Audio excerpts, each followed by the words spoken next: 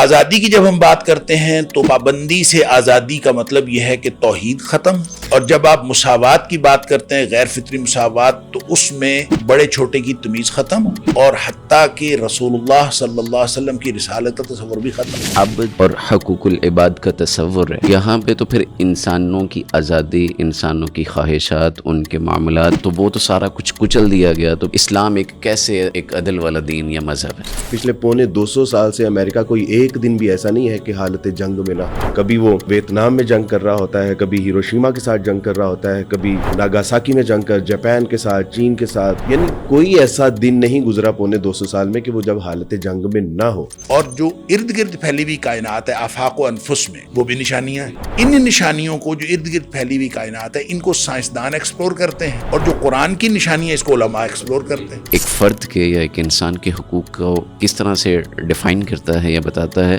اور اسٹیٹ جو ہے وہ کس طرح سے محافظ ہوتی ہے، اور پھر یہ کیا معاملہ ہے، یہ کس طرح سے اس کو لے کے چلنا چاہیے۔ اور میں تو ہمیشہ کہہ چکا ہوں کہ یہ لڑتے لڑتے مر جائیں تو انشاءاللہ سرخ روح ہوں گے اللہ کے ہاں، اور یہاں یہ جو خاموشی سے بیٹھے ہیں، ہو سکتا ہے پکڑے جائیں اللہ کے ہاں۔ ہمارا المیہ یہ ہے کہ عورتیں جب سے پردے سے باہر نکلی اور نیام کے اندر تلوار گئی ہے، فتنہ اور فساد ذلیل و رسوا ہے، اور جب تک ہماری پردے کے اندر عورتیں تھیں اور نیام کے باہر تلواریں تھیں، کسی کی مجال بھی نہیں تھی کہ وہ ہماری طرف کوئی دیکھتا۔ میں تو عرض کرتا ہوں، بات صرف فلسطینیوں کی نہیں ہے، فلسطینیوں کے علاوہ بھی جتنے معاملات ہیں اس کے ذمہ دار ہمارے حکمران ہوتے ہیں یا ہمارے سپہ سالار ہوتے ہیں۔ نہیں کر سکتے، نہ کریں،